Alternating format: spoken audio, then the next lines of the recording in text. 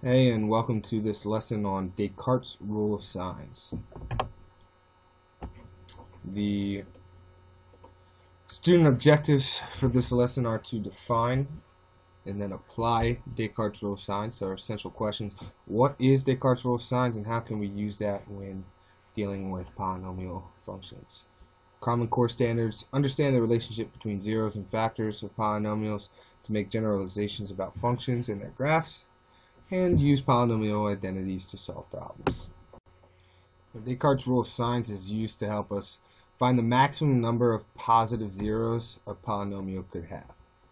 And pretty much all we're going to do is we're going to look at the number of sign changes, so from positive to negative or from negative to positive, between each term in the polynomial. It's a method for determining the maximum number of positive zeros for a polynomial. This maximum number is the number of sign changes in the polynomial when written as shown below. And it's something that looks like that. So for this example, 2x to the fourth minus 8x squared plus x plus 5 has at most two positive zeros, which there are two sign changes. Since there are two sign changes, the polynomial does in fact have two positive zeros. So if we looked at this polynomial, this is just another example. We're going to look at this one.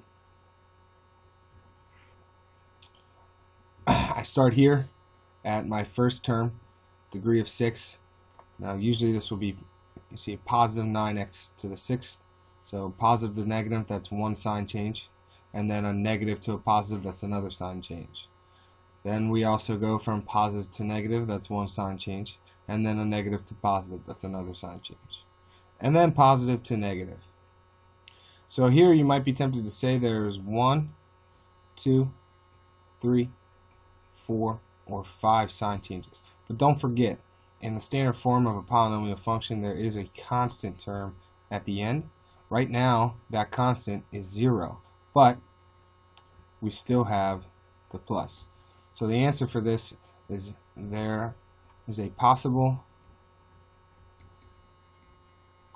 6 positive zeros for this polynomial function. Here is a view at your homework. So the directions say state the possible number of positive zeros. So what I want you to do is make sure you write each polynomial function out with all its terms. That includes all the zero terms for the problems. So you have 8 problems here. It looks like a lot, but it's really not. Descartes' rule of signs is actually very simple. You're just looking and analyzing the polynomials right here. For the first one, when I say write out all the zero terms, make sure that you include your 0x and your 0x to the third, I believe. Yeah, so it should, when you write out and do your sign changes, it should be 3x to the fourth plus 0x cubed plus 20x squared plus 0x minus 32. So make sure you include those. That's very important. Sometimes it may give you the wrong answer if you don't include those. So that's all I have for this lesson. Go ahead, give this homework assignment a try. If you have any questions, feel free to reach out to me. If you can't reach me, make sure you go to Math Cafe 9 to 3 every day. There's a teacher in there that's willing to help you with your assignments. I am in there on Monday, Tuesday, and Wednesdays at 11 a.m. Hope you enjoyed this lesson, and go ahead and give this homework assignment a try.